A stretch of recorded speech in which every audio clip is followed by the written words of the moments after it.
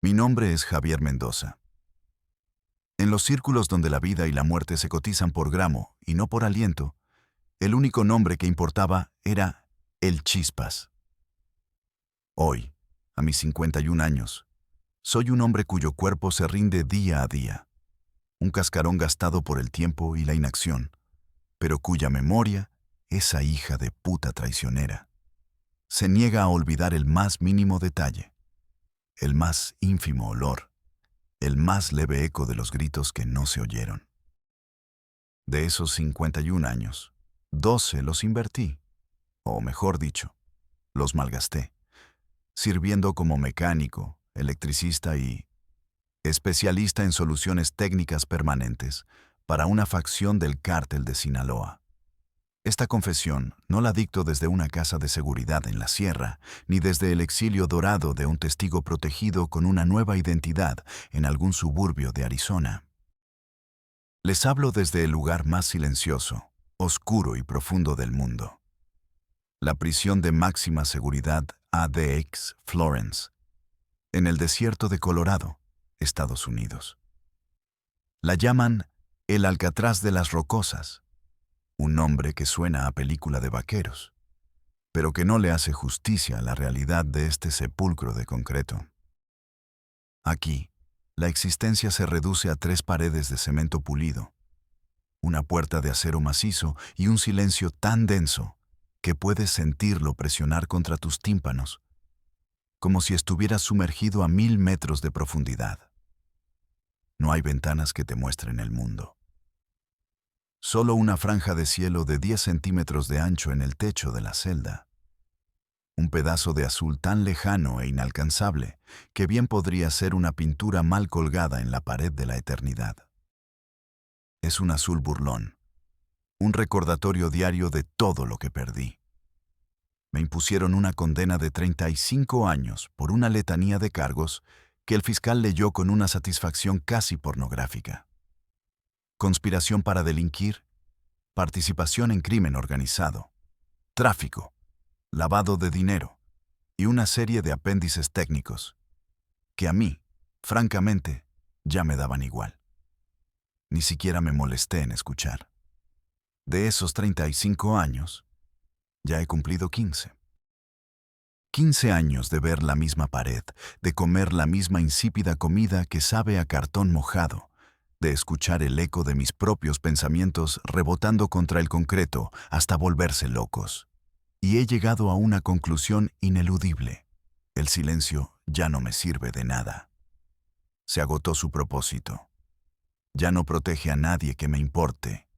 Y lo único que hace es alimentar la mentira monumental que todos ustedes, el mundo entero, se tragaron con la voracidad de un público hambriento de drama.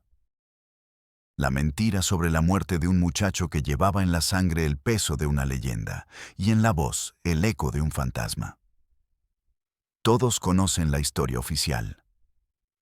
La versión pulcra y conveniente que se repitió hasta el cansancio en cada noticiero y en cada periódico. El 27 de marzo de 2004, Adán Sánchez, el joven príncipe del corrido, el hijo del inolvidable Chalino, murió en un trágico y lamentable accidente de coche en la carretera Rosario-Villa Unión, en Sinaloa. Un neumático reventado, una pérdida de control a alta velocidad, el destino cruel que se ensaña con los jóvenes talentos. Una fatalidad, dijeron.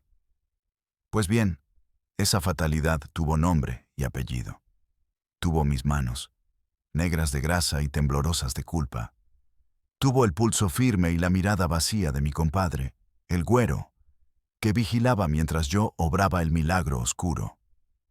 No fue un accidente.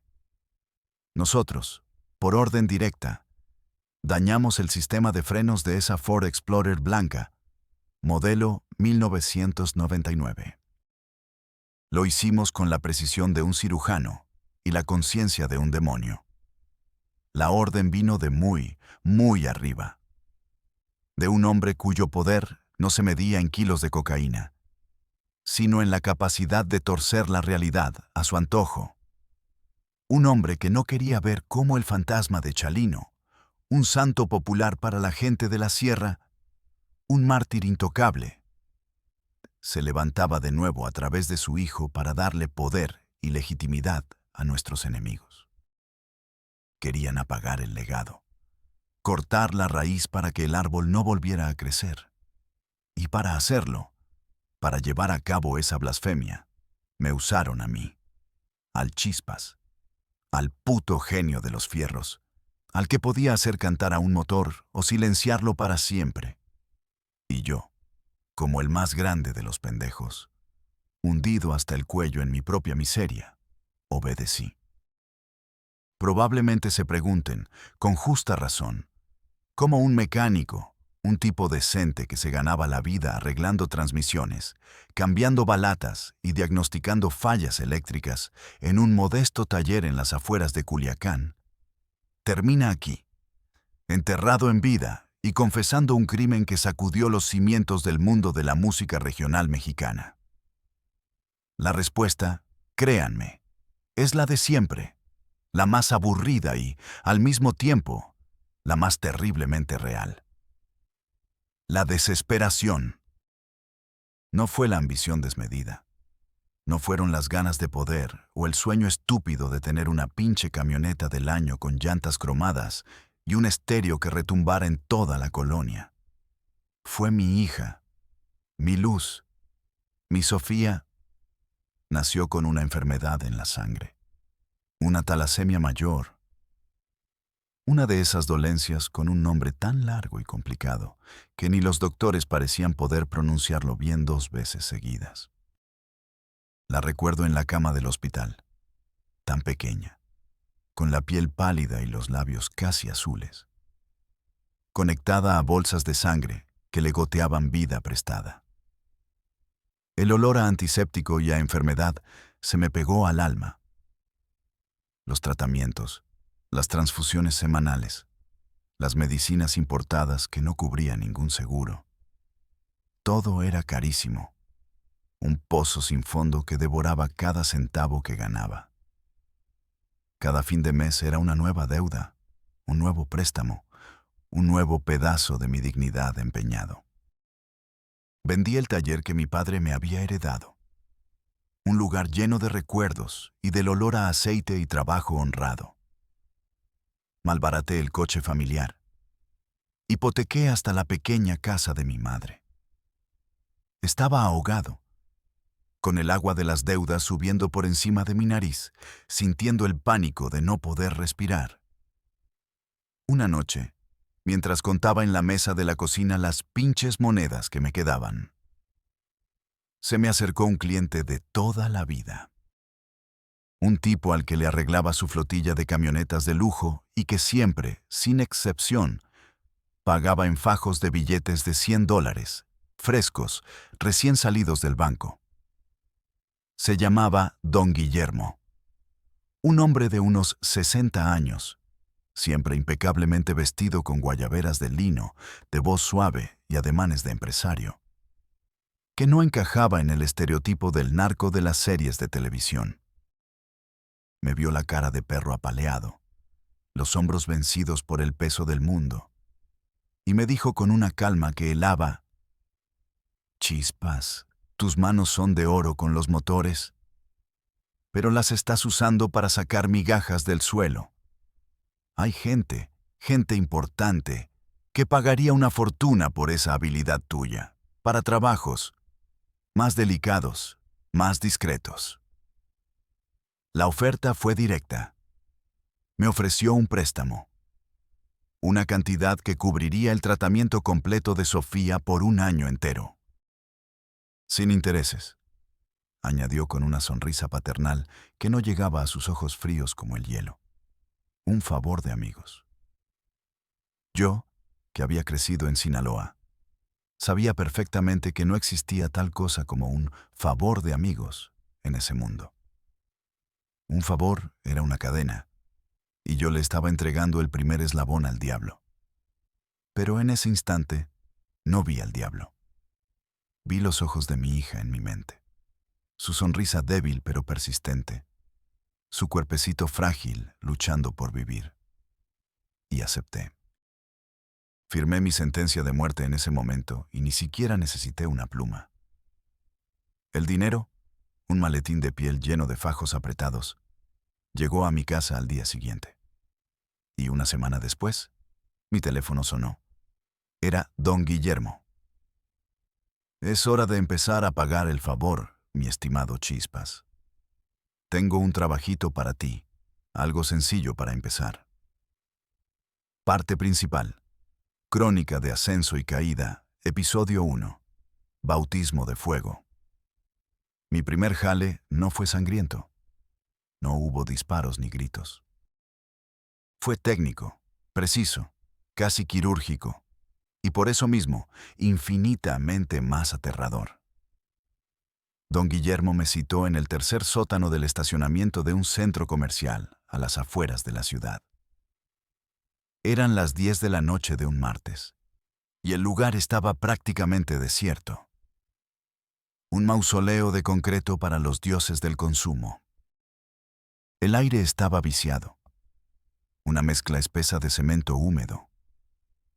Los fantasmas de miles de gases de escape y el olor a desinfectante barato que usan para limpiar los meados de los borrachos. Era un olor a soledad y a cosas sucias que se hacen en la oscuridad.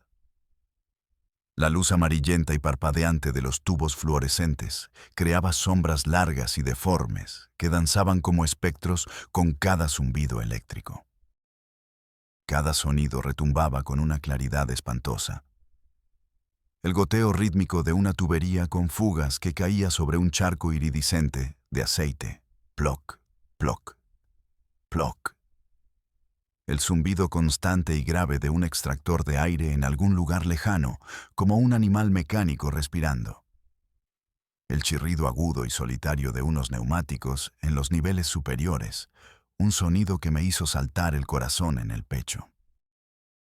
Don Guillermo estaba recargado en una columna de cemento, fumando un cigarrillo con parsimonia, el humo blanco enroscándose perezosamente hacia la luz enferma.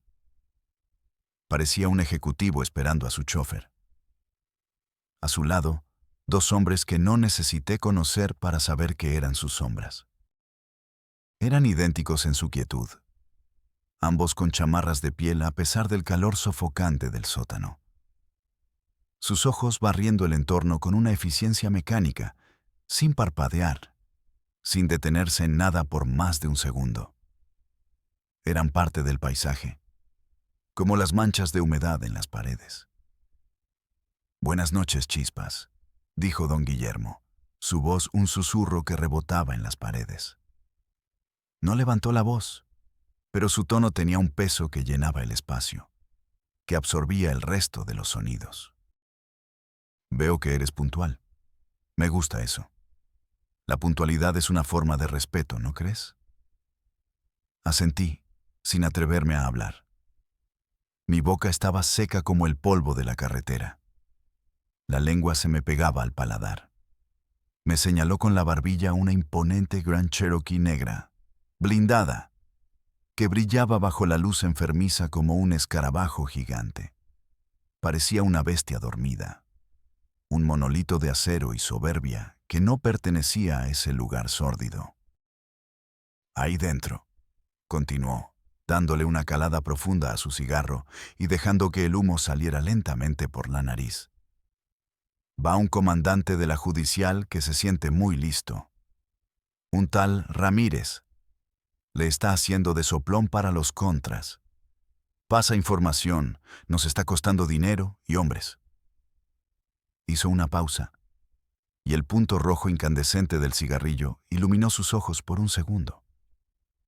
Eran ojos de tiburón, sin vida, sin emoción, pura función. «No lo quiero muerto. Todavía no. Eso sería un desorden. Atraería la atención equivocada. Lo quiero asustado. Quiero que sepa que podemos llegar a él cuando se nos pegue la gana.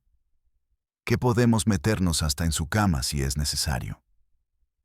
Quiero que cada vez que arranque su camioneta, se pregunte si va a explotar. Que cada vez que hable por teléfono, piense que lo estoy escuchando». Se acercó un paso, y el olor a su costosa loción de sándalo se mezcló con el hedor del sótano. La combinación era nauseabunda. Quiero que le cague de miedo, Chispas, y para eso necesito tus manos de mago. La orden era simple en su complejidad.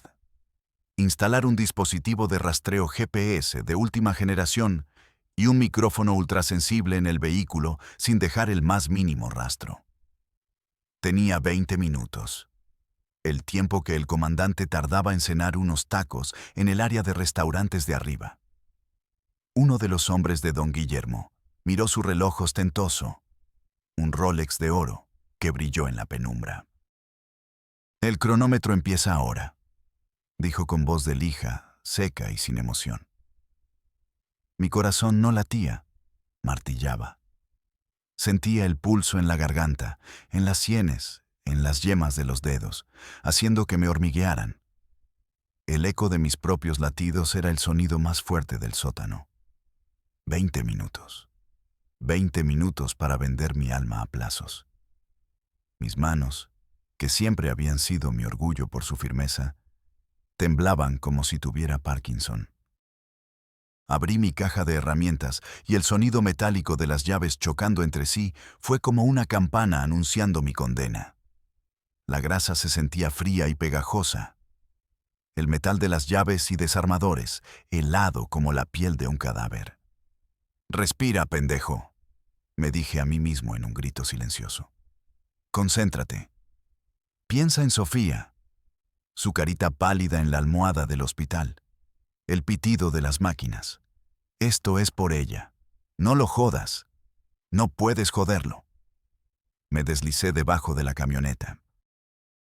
El olor a gasolina y a metal caliente del motor, recién apagado, era el único mundo que existía. Era un olor familiar, el olor de mi vida, mi santuario, pero ahora estaba teñido de miedo, de la peste de la transgresión. El calor del motor me pegaba en la cara.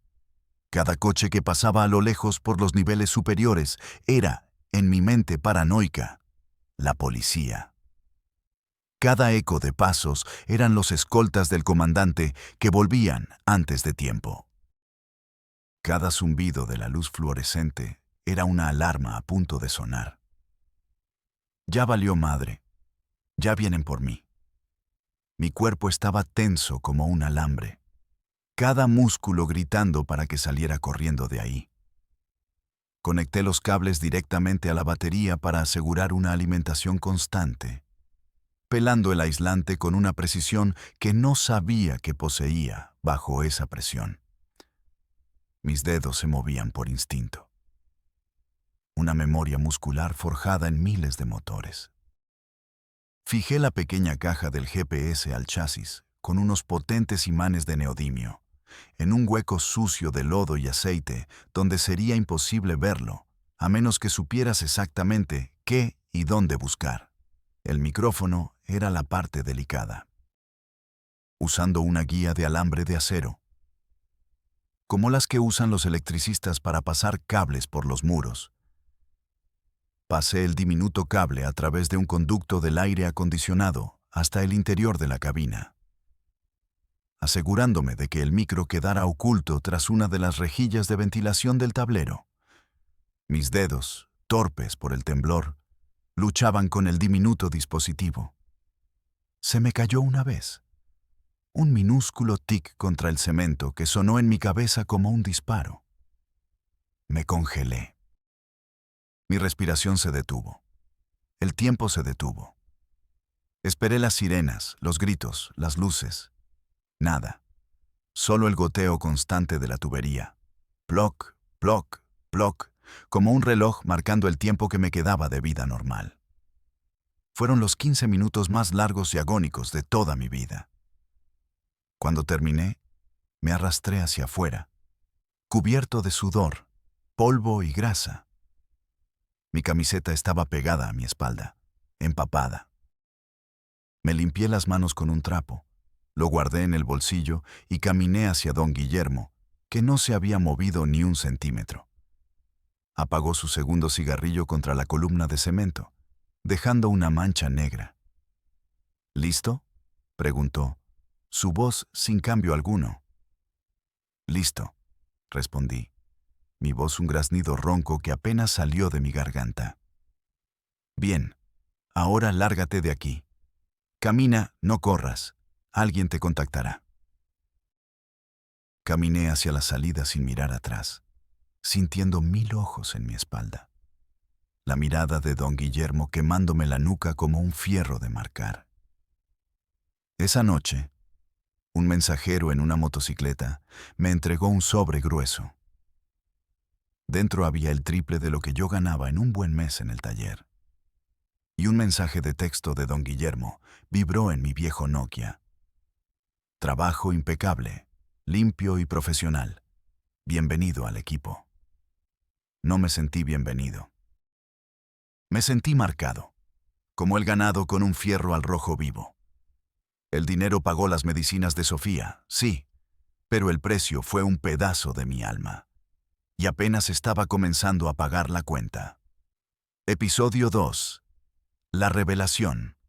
Poco a poco, de manera insidiosa, los trabajitos se hicieron más frecuentes y su naturaleza se fue oscureciendo. Ya no se trataba solo de rastrear o escuchar. Se trataba de sabotear, de intervenir, de ser la mano invisible que movía los hilos del caos. Un día, tenía que cortarle la línea de gasolina al coche de un político local que no quería cooperar, para que se quedara convenientemente tirado en medio de la nada, en un tramo de carretera donde los muchachos ya lo estarían esperando para darle un susto que no olvidaría jamás. Otro día, mi misión era desactivar el complejo sistema de alarma de una bodega donde la competencia guardaba su mercancía más valiosa. Me convertí en el fantasma de los motores, el susurro en los circuitos. Podía hacer que un coche nuevo de agencia fallara de forma natural e inexplicable, o que una carcacha vieja corriera como un demonio del infierno para una fuga crucial. Mi reputación creció dentro de la organización a una velocidad vertiginosa. El Chispas lo arregla todo, decían. Ese cabrón hace hablar a los fierros. Pero fue entonces, en la cúspide de mi nueva y sucia carrera, cuando empecé a entender la verdadera y aterradora naturaleza del negocio. Creía que trabajaba para narcos, para traficantes que peleaban por sus rutas y sus plazas. Qué ingenuo fui. Una tarde, recibí una llamada. No era la voz rasposa de uno de los sicarios, sino una voz femenina, educada y fría. El señor Guillermo solicita su presencia en la hacienda a las 4 en punto. La línea se cortó. El tono era el de una secretaria ejecutiva citando a una junta, no el de la amante de un capo. Llegué a una hacienda espectacular en las afueras de la ciudad, un lugar que gritaba dinero viejo y poder. Un lugar con muros altos coronados con bugambilias, caballerizas llenas de puras sangres que valían más que mi vida entera. Albercas con agua tan cristalina que parecía mentira y jardines que parecían sacados de una revista de arquitectura.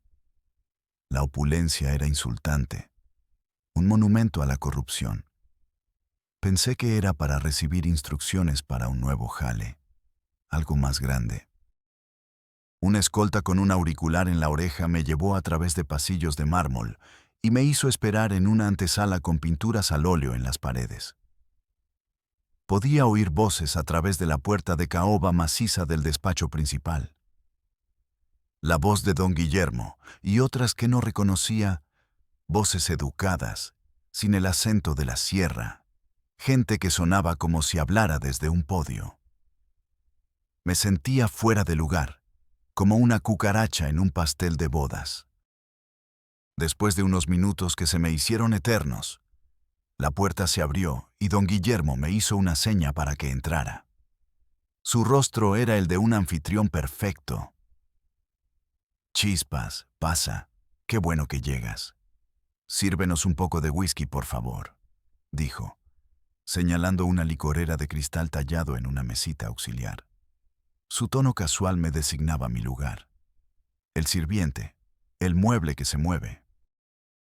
Ahí, sentados en sillones de cuero que costaban más que mi casa, no estaban los sicarios de bota y sombrero que yo esperaba. Estaba don Guillermo, sí. Pero con él había dos hombres con trajes italianos carísimos y un diputado federal al que yo había visto en la televisión, sonriendo en los anuncios del gobierno. El aire estaba espeso por el humo de sus puros cubanos, un aroma dulce y pesado que se te metía hasta los huesos. Me sentí pequeño, un intruso, con mis manos manchadas de una grasa que nunca se quitaba del todo, a pesar de frotármelas con estopa y gasolina hasta despellejarme. Mientras les servía el whisky en vasos pesados, con las manos temblando ligeramente, haciendo tintinear el hielo. Ellos seguían hablando como si yo no existiera, como si fuera parte del mobiliario. Y lo que escuché me heló la sangre hasta la médula. No hablaban de drogas, ni de plazas, ni de kilos. Hablaban de elecciones, de contratos de obra pública, de licitaciones amañadas para construir una nueva autopista, de controlar los medios de comunicación locales. La concesión del puerto es nuestra, diputado. Ya está hablado con el gobernador, decía uno de los hombres de traje, con una voz suave y peligrosa. Excelente, excelente, respondía el político, un tipo gordo y sudoroso que se secaba la frente con un pañuelo de seda. Pero tenemos un problema con ese pinche periodicucho, La Voz de Sinaloa. El editor, un tal Osorio, no deja de joder con sus reportajes de investigación. Está olfateando demasiado cerca de la constructora fantasma.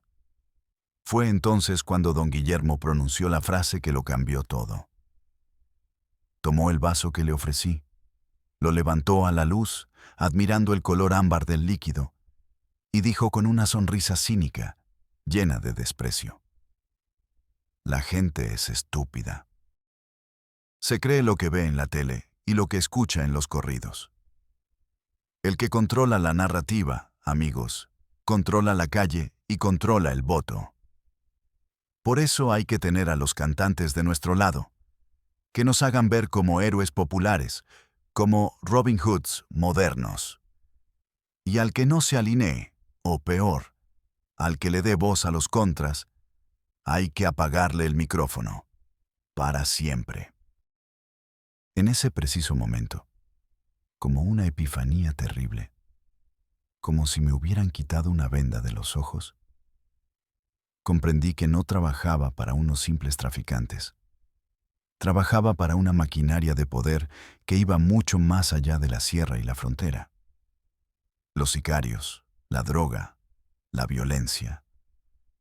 Todo era solo una herramienta, el brazo armado de un monstruo mucho más grande y sofisticado. Un monstruo con traje y corbata que se sentaba en el Congreso y decidía el futuro del Estado. El verdadero objetivo era el control absoluto, político, económico y social. Y la música, el alma y el sentimiento del pueblo, era solo otro campo de batalla, otra arma en su arsenal. Entendí que mi habilidad con los fierros no era para ganar una guerra de narcos, era para mantener un sistema corrupto en el poder, silenciando a cualquiera que se convirtiera en un símbolo de algo que ellos no pudieran controlar. Salí de esa habitación sintiendo que el suelo se había abierto bajo mis pies. El problema ya no era la ilegalidad, era la magnitud de la maldad en la que me había metido. No era un criminal, era el engranaje de una tiranía.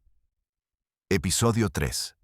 El ascenso, mi ascenso dentro de esa maquinaria fue vertiginoso y nauseabundo. Me dieron una casa en un fraccionamiento cerrado con guardias en la entrada, una camioneta del año para que no desentonara, y un sueldo mensual que me permitía darle a Sofía no solo el mejor tratamiento en México, sino llevarla a un hospital especializado en Houston. Me convertí en el hombre de confianza de don Guillermo para las operaciones especiales, las que requerían un cerebro y no solo balas. Me asignaron un compañero permanente, el Güero, un exmilitar, desertor del Grupo Aeromóvil de Fuerzas Especiales. Era un hombre de pocas palabras y muchos silencios, tan letal que su sola presencia enfriaba el aire a su alrededor. Sus ojos eran claros, casi transparentes, y no mostraban nada, ni miedo, ni ira, ni piedad. Era mi sombra, mi guardaespaldas y, en el fondo, mi carcelero. Juntos hicimos cosas de las que no me atrevo a hablar, ni siquiera ahora. Una de ellas me persigue en sueños. Una obra maestra de ingeniería al servicio del mal. La orden fue eliminar a un fiscal incorruptible que estaba armando un caso sólido contra la organización, con testigos protegidos y documentos filtrados. Don Guillermo no quería un tiroteo, no quería un escándalo que atrajera a los federales de la capital. «Quiero que se muera de causas naturales, Chispas», me dijo por un teléfono encriptado. «Una falla mecánica es una causa natural, ¿no?» El fiscal viajaba con frecuencia en un helicóptero Bell 206 del gobierno del estado para supervisar operativos en la Sierra de Durango. «Haz que se caiga», fue la orden. Pasé 2 semanas encerrado en un taller que la organización tenía en las afueras. Un lugar anónimo y perfectamente equipado. Día y noche, estudié los manuales de ese modelo de helicóptero, los diagramas de despiece, los reportes de accidentes a nivel mundial. Me obsesioné. El Güero me traía comida y café, y a veces se quedaba horas mirándome trabajar, en silencio, como un depredador observando a su presa. Una noche, mientras tomábamos un café bajo la luz de un foco desnudo, rompió su habitual silencio. «¿Lo vas a lograr, Chispas?», preguntó. Su voz era como grava. «No es un pinche tsuru». «Cualquier máquina puede fallar, Güero», le respondí sin levantar la vista de un diagrama del sistema hidráulico. «Solo hay que saber dónde empujar». Finalmente, encontré lo que buscaba. Una pequeña pieza, un perno de sujeción en el ensamblaje del rotor de cola, conocido como el perno 429. Descubrí, leyendo un informe de un accidente en Colombia, que si se aflojaba con una torsión muy precisa, no se soltaría de inmediato. La vibración del vuelo, el estrés de las maniobras, lo irían desgastando, fatigando el metal circundante. Después de 20 o 30 minutos de vuelo, se desintegraría.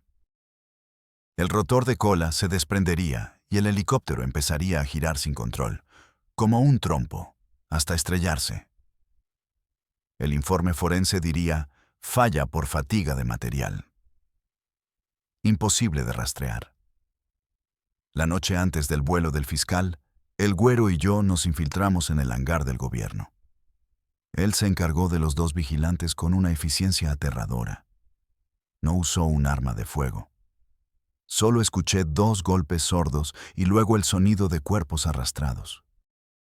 «Menos cabos sueltos», murmuró cuando volvió, limpiándose las manos en los pantalones. Mientras él vigilaba, oculto en las sombras, yo trabajé en el helicóptero. El hangar era una catedral de metal y la aeronave, el altar. El olor a queroseno y a metal frío llenaba el aire. Usando una llave de torsión calibrada, apliqué la fuerza exacta al perno. Ni más, ni menos. Fue un trabajo de relojería. Sentí una oleada de algo terrible. Orgullo. Orgullo por mi habilidad, por mi inteligencia. Era un artista de la destrucción. Don Guillermo me llamaba mi ingeniero. Me sentía poderoso, importante, indispensable. La adrenalina de cada operación exitosa era una droga más potente que cualquier cocaína que ellos traficaban. El miedo inicial se había transformado en un orgullo retorcido y enfermo. Podía desarmar y rearmar la muerte con mis propias manos. 2 días después, vimos en las noticias el helicóptero estrellado en un barranco. Murieron el fiscal y 2 de sus agentes. La causa oficial: falla mecánica por fatiga de material. Esa noche, mientras llegaba a mi casa de lujo y cruzaba el césped perfectamente podado, mi hija Sofía corrió a abrazarme. «Papi, te extrañé». La levanté en mis brazos, sintiendo su calor, su inocencia. Ella me veía como un héroe, el papá que trabajaba tanto en su negocio de transportes para curarla. Y yo era un monstruo que se escondía detrás de una llave inglesa y un destornillador. Estaba en la cima del mundo criminal, pero cada noche, en la soledad de mi cama, me hundía un poco más en mi propio infierno personal. Episodio 4. La culminación. Y entonces, en los primeros días de marzo de 2004, llegó la orden, la llamada que lo cambiaría todo. Don Guillermo me citó en su oficina de la hacienda. Estaba más serio de lo normal. Su habitual sonrisa de anfitrión había desaparecido. El aire en el despacho era pesado. Olía a tabaco rancio y a tensión. Sobre la inmensa mesa de caoba solo había un objeto: una fotografía a color. La de Adán Sánchez sonriendo, con su sombrero tejano, en la portada de un disco. «Este muchacho», dijo don Guillermo, señalando la foto con un dedo índice que parecía el cañón de una pistola, «se está volviendo un problema muy grande, un puto dolor de cabeza». Me explicó la situación con la frialdad de un empresario discutiendo una mala inversión. Adán estaba en la cima de su carrera. Llenaba estadios en México y Estados Unidos. Y su música, como la de su padre, era la banda sonora de la vida en Sinaloa. El problema, el verdadero problema, era que la familia de los Beltrán Leiva, que en ese entonces empezaban a disputarle el poder a nuestra facción con una violencia inusitada, lo habían adoptado como su estandarte. Financiaban sus conciertos, le ponían seguridad, usaban su imagen para proyectar una cara amable y popular. El propio Adán, un chamaquito de apenas 19 años viviendo el sueño de su vida, probablemente ni cuenta se daba de la magnitud del juego en el que estaba metido. Pero en cada palenque que pisaba, en cada feria de pueblo que encabezaba, la gente de los Beltrán se fortalecía, su influencia crecía como un cáncer. «Se está convirtiendo en un santo para ellos», dijo don Guillermo, su voz un gruñido bajo. «Y su padre, Chalino, es un puto dios en estas tierras, un mártir. No puedo permitir, bajo ninguna circunstancia, que los contras usen ese legado para calentarme la plaza y ponerme a la gente en contra. Tenemos que cortar la cabeza de la serpiente. Pero tiene que parecer un accidente. Limpio, impecable. Nadie, y quiero decir nadie, puede saber que fuimos nosotros. Sería desatar el infierno». Sentí un frío glacial recorrer mi espalda, un sudor helado en la nuca. Chalino era una leyenda intocable. Matar a su hijo, al heredero, era como escupir sobre la tumba de un ídolo popular. Era un sacrilegio, una ofensa contra el pueblo mismo. Por primera vez en mi carrera, quise decir que no. Un no rotundo, definitivo. Quise levantarme y mandarlo todo al diablo. Pero vi la mirada de don Guillermo, dura, sin fondo, y supe que negarme no era una opción. Negarme sería mi sentencia de muerte y, lo que era infinitamente peor, la de mi familia. Él no me lo tuvo que decir. Estaba implícito en el aire que respirábamos. Me dio los detalles. Adán tenía una presentación en Tuxpan, Nayarit, y luego viajaría por carretera de regreso a Sinaloa con su gente. Viajaba en su Ford Explorer blanca. Mi trabajo era asegurarme de que no llegara a su destino. Teníamos una ventana de oportunidad de 2 horas, mientras él y su banda estaban en la prueba de sonido. El güero y yo nos preparamos. No fue un trabajo de explosivos ni de balas. Fue algo mucho más sutil, mucho más diabólico. Nos infiltramos en el estacionamiento del lugar del evento. Encontrar la camioneta fue fácil. Estaba apartada en una zona reservada.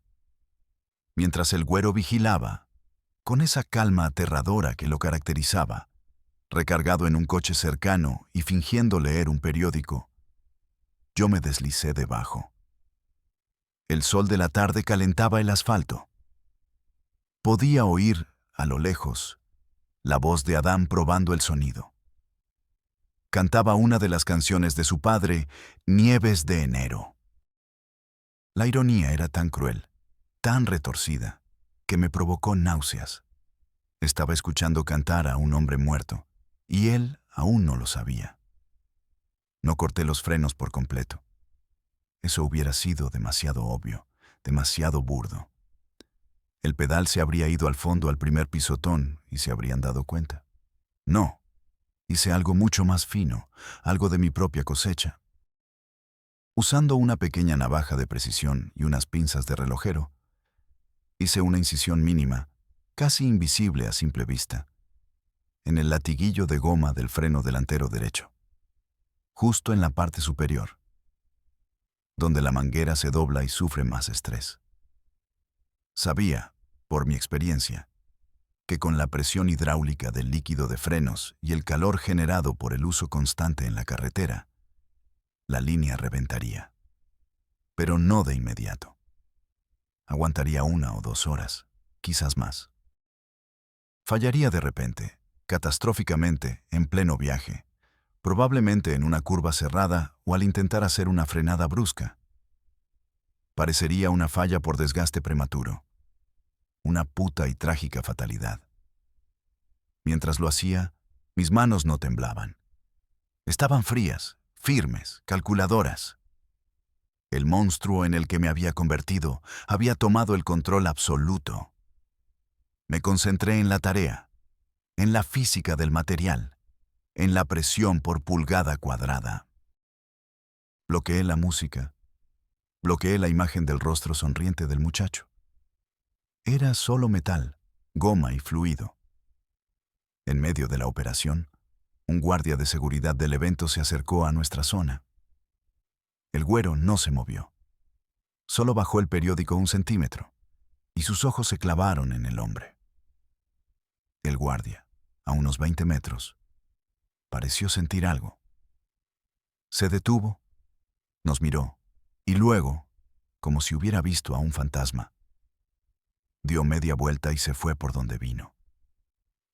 El güero volvió a levantar su periódico. Limpié cualquier posible huella con un solvente especial. Nos retiramos en silencio y esperamos. Al día siguiente, las noticias explotaron como una bomba. Muere en trágico accidente Adán Chalino Sánchez. Mostraban la imagen de la Explorer blanca, destrozada e irreconocible contra un árbol. Los peritos hablaban de un posible reventón de llanta como causa principal. Sentí un nudo en el estómago, un sabor a óxido y bilis en la boca. El güero, impasible como siempre, solo me dio una palmada en la espalda. Jale hecho, chispas, limpio. Esa noche, don Guillermo celebró con una fiesta en su hacienda. La música de banda sonaba a todo volumen. Yo me encerré en mi cuarto, con una botella de tequila, y bebí hasta perder el conocimiento. El eco de los corridos de Chalino que escuchaba de niño en el taller de mi padre se había convertido en un grito silencioso que me atormentaría por el resto de mi miserable vida. Punto de inflexión. Después de lo de Adán, algo se rompió dentro de mí de forma irreparable. La justificación de hacerlo por mi hija se desmoronó. Se convirtió en polvo. El dinero ya no se sentía como una bendición, sino como sangre manchando cada billete. Cada vez que abrazaba a Sofía, sentía que la estaba ensuciando con mi propia podredumbre, que mi contacto era una plaga. Empecé a tener pesadillas recurrentes y vívidas. Soñaba que iba manejando a toda velocidad por una carretera infinita, y los frenos no respondían. El pedal se hundía hasta el fondo sin ofrecer resistencia. Pero al volante no estaba yo, sino un muchacho con sombrero tejano que me miraba con los ojos tristes e inmensos de su padre, los mismos ojos que había visto en las portadas de los casetes. Me volví paranoico, descuidado. Empecé a beber más de la cuenta, buscando en el fondo de la botella un olvido que nunca llegaba. Don Guillermo, que no tenía un pelo de tonto, lo notó. La confianza ciega que me tenía empezó a erosionarse, a convertirse en sospecha. Un hombre que piensa demasiado, que se ahoga en culpas, es un hombre peligroso en este negocio. Es un cabo suelto. La gota que derramó el vaso fue un encargo unos meses después. Habían secuestrado al hijo adolescente de un empresario que se negaba a pagar piso. Lo tenían en una casa de seguridad en las afueras. Pero la Policía Federal estaba cerca de encontrarlos. El cerco se estaba cerrando peligrosamente. La orden de don Guillermo fue tajante, susurrada por un teléfono encriptado con una frialdad que quemaba el oído. Quema la casa, Chispas, con el muchacho adentro, sin testigos, sin evidencia, que parezca un cortocircuito. Ocúpate tú, que quede perfecto. Colgó. Me quedé con el teléfono en la mano, paralizado. El sudor frío me recorría la espalda. Mi mente se quedó en blanco. Quemarlo vivo. Un niño de 15 años. Podía oler el humo, oír los gritos imaginarios. Una cosa era un sabotaje, un atentado dirigido. Incluso lo de Adán, que en mi mente retorcida y desesperada justifiqué como un acto de guerra, un soldado caído en el campo de batalla. Pero quemar vivo a un niño, a un inocente cuyo único crimen era ser hijo de su padre. Esa noche no dormí. Di vueltas en mi cama.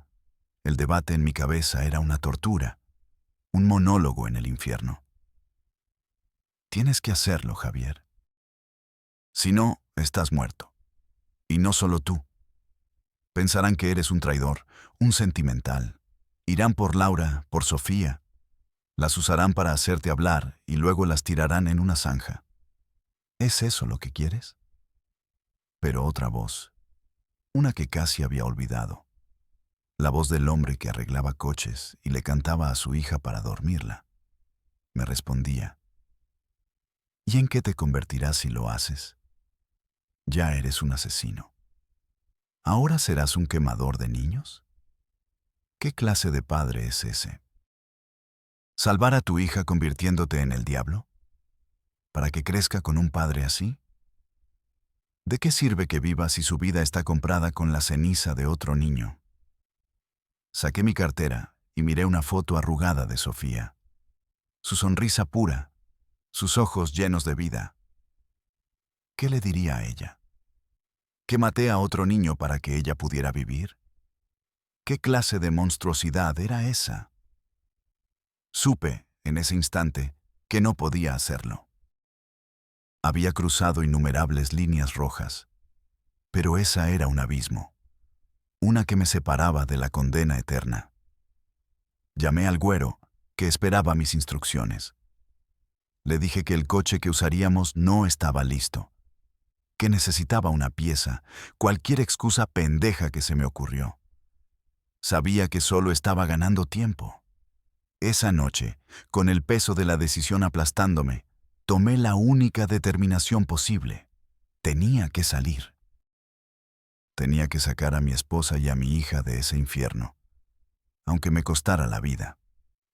La caída, la cacería comenzó mucho antes de lo que yo esperaba. Don Guillermo no era ningún pendejo. Su paranoia y su instinto de supervivencia eran legendarios. Seguramente tenía mis teléfonos intervenidos, mis movimientos vigilados por sus halcones. Una noche, mientras guardaba en una maleta lo esencial: dinero en efectivo, identificaciones falsas que había preparado por si acaso, las medicinas de Sofía. El güero se apareció en mi casa sin avisar. No venía como mi compañero. Lo supe en el instante en que vi sus ojos.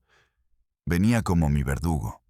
Su cara no tenía expresión alguna, era una máscara de piedra. «El patrón quiere verte. Ahora», dijo, su voz plana, sin inflexiones. Su mano derecha no se alejaba ni un centímetro de la pistola que llevaba fajada en la parte trasera del cinturón. Supe que si iba con él a esa reunión, no regresaría jamás. Era una trampa. En ese instante, mi instinto de supervivencia se activó con la fuerza de un relámpago. Le ofrecí un trago, una última muestra de cordialidad falsa. «Claro, compadre. Déjame servirnos algo para el camino». Mientras me daba la vuelta hacia la cantina, agarré una llave de cruz pesada que siempre dejaba cerca de la puerta del garaje. Me di la vuelta en un solo movimiento y, sin pensarlo 2 veces, le reventé la cabeza con toda mi fuerza. El sonido fue sordo, húmedo, asqueroso. Cayó como un saco de papas, sin un solo quejido. No había tiempo para pensar. Sabía que tenía minutos antes de que don Guillermo se diera cuenta de su ausencia y desatara el infierno. Corrí al cuarto de mi esposa y mi hija. «Nos vamos ahora mismo», grité. No hubo tiempo para maletas, ni para explicaciones. Las saqué de la casa en pijama y las metí en un tsuru viejo y discreto que tenía preparado.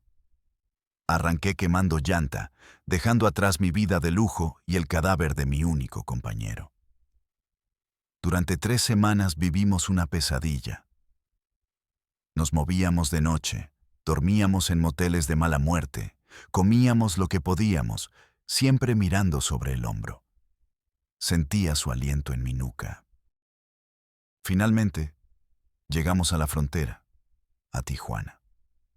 Estaba a punto de lograrlo, pero cometí un error estúpido de padre desesperado. Mi hija empezó a sentirse muy mal. La fiebre le subió de golpe.